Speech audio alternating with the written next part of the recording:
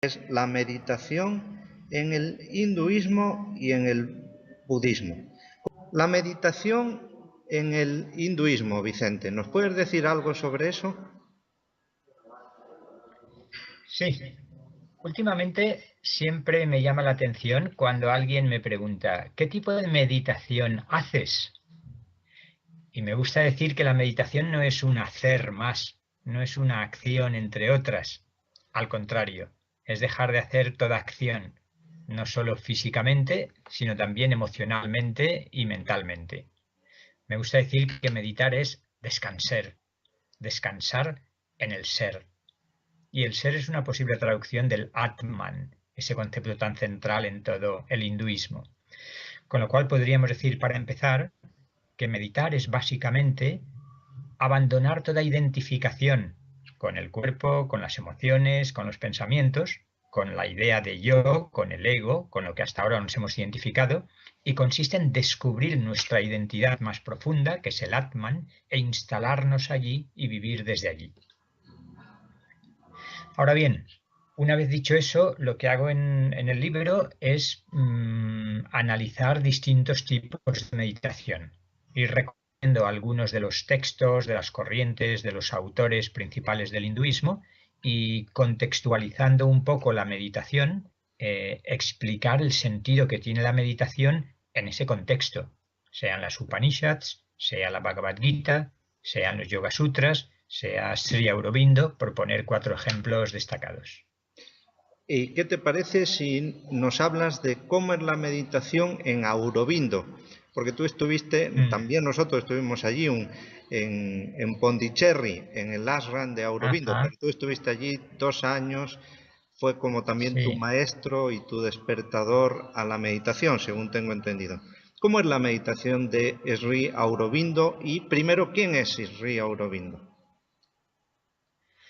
Sri Aurobindo es uno de los maestros espirituales más destacados del siglo XX de la India.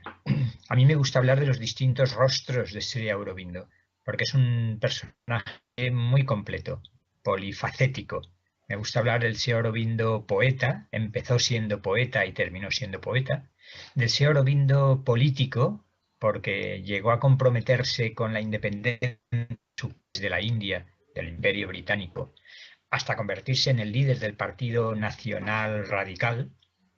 Me gusta hablar del señor Aurobindo filósofo, porque tiene obras tan importantes como La vida divina o La síntesis del yoga o los ensayos sobre la Bhagavad Gita y tantos otros. Me gusta hablar del señor Aurobindo yogi, porque se convirtió en un yogi con experiencias de una altura y una profundidad impresionantes. Y me gusta hablar del señor Aurobindo maestro espiritual, porque reunió en torno a sí a un nutrido grupo de discípulos, de seguidores, que trataron de realizar el yoga integral que su compañera de origen francés, Mira Alfasa, elaboraron juntos.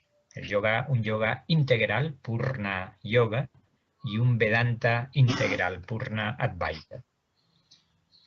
Es decir, que la meditación que identifico con el yoga integral de Sri Aurobindo no es que la presente el propio Sri Aurobindo. Lo que intento es realizar una meditación que sintonice con la presentación de su pensamiento. Y para esto hay que saber que el concepto fundamental de su obra es el de una conciencia, energía supramental. Conciencia, energía supramental que no se había manifestado en la Tierra hasta hace poco. Y toda su obra se puede entender no solo como un intento de explicar en qué consiste la conciencia supramental, sino sobre todo un intento de encarnarla, de anclar en su personalidad y también en el aura del planeta, podríamos decir, esa conciencia energía supramental. Como si Aurobindo hablaba de el color dorado, de la luz dorada como símbolo de lo supramental, integro una visualización de descenso de luz dorada en la meditación. Si te parece, podemos hacer el delineamiento muy brevemente, no toda la meditación quizás, pero sí el delineamiento de la meditación que propongo asociada con Sri Aurobindo. Sí, por supuesto, me parece muy bien. Adelante. De hecho, como se puede presentar a Sri Aurobindo como Jehangir Chap, un filósofo de la India, decía que Sri Aurobindo es la plenitud del hinduismo que comenzaría básicamente con las Upanishads. Entonces, en realidad, lo que hago en esta meditación es integrar el enfoque upanishádico con el enfoque típicamente del Sri Aurobindo. Y esto significa que las Upanishads hacían especial hincapié en lo que me gusta llamar un camino ascendente. Hay una Upanishad, la Taittiriya Upanishad, que habla de 5 vestiduras que están rodeando al Atman. Entre nosotros, por traducirlo rápidamente, el cuerpo físico, la vitalidad, las emociones y la mente, con los pensamientos. Lo he traducido muy libremente. Las 2 últimas vestiduras, Vijnana Maya Kosha, es la inteligencia pura, de hecho lo que Sri Aurobindo llamaba la conciencia supramental, y la última vestidura, la más fina, que nos permite percibir ya la fragancia del Atman, podríamos decir, es el Ananda Maya Kosha. Ananda es la vestidura hecha de felicidad pura, del gozo de ser. A partir de ahí, podríamos decir que el camino ascendente de las Upanishads consiste en desidentificarnos de esas 5 vestiduras, reconocerlas pero no limitarnos a ellas y instalarnos en el Atman, como decía al principio. Esa meditación por sí sola ya es bastante significativa y bastante potente. Sin embargo, lo que hago como representación de la meditación del yoga integral es añadir un momento descendente. Supongamos que instalarnos en el Atman significa haber ascendido a la cumbre de la montaña de nuestro ser, de los Himalayas del Atman, del alma. Pues bien, el momento descendente consistiría en visualizar una lluvia de luz dorada, visualizar un sol dorado enorme allí arriba de nosotros y visualizando el descenso de esa luz dorada, ver cómo va bañando nuestra mente e intensificando la lucidez de nuestra mente, ver cómo la luz dorada sigue descendiendo y impregna nuestra naturaleza emocional, transformando nuestros sentimientos y emociones, y finalmente ver cómo esa luz dorada llega hasta nuestro cuerpo físico, impregnando hasta cada una de las células. Y a partir de ahí permanecemos en esa experiencia de sentirnos seres de luz, abiertos a la luz infinita de la conciencia supramental y habitando cuerpos que también imaginamos que se están convirtiendo en cuerpos de luz. Este sería un poco el delineamiento fundamental. La verdad que impresionante. Vicente, eso supone hay que acompañarlo con una música determinada, algunas posturas. ¿Qué ambiente envuelve a esta meditación que propones de Aurobindo de la búsqueda de la luz dorada? Nunca está mal comenzar con una buena música que ayude a la relajación y a la armonización. Pero llega un momento en que yo creo que hay una mayor pureza en la experiencia si no hay música. De hecho, la primera parte, lo que llamaba el camino ascendente y quizás la esencia de toda meditación, es descubrir lo que Shankara llamaba el silencio del Atman. Es ir distanciándonos de nuestras emociones y pensamientos superficiales y descubrir ese silencio luminoso que constituye el fondo de nuestra conciencia. Por tanto, desde esa perspectiva, la música llega a un momento que es también una distracción, por sutil y por hermosa que sea. Por tanto, descubrir ese silencio y solo desde ese silencio, desde esa paz del corazón, desde esa calma de la mente, se puede comenzar un trabajo fino, podríamos decir, casi quirúrgico, de orfebrería, de visualizar la luz dorada, supramental, y presenciar eso. Por tanto, no música y cultivar el silencio y la atención plena. ¿Hay alguna postura que se aconseja o cualquier postura acostado, de rodillas, Sí. como hacen los cristianos? ¿Cuál es la postura adecuada? Sí, yo no recomiendo ninguna postura especial. Si lo hago en ambientes de gente que practica yoga, nos sentamos en el suelo o en Padmasana o en la postura que uno esté cómodo. Es importante que uno esté cómodo. No es un trabajo con el cuerpo físico, sino un trabajo con la conciencia. Por tanto, en este caso, el cuerpo físico simplemente ha de estar cómodo sin molestar. Perfectamente puede ser en una silla.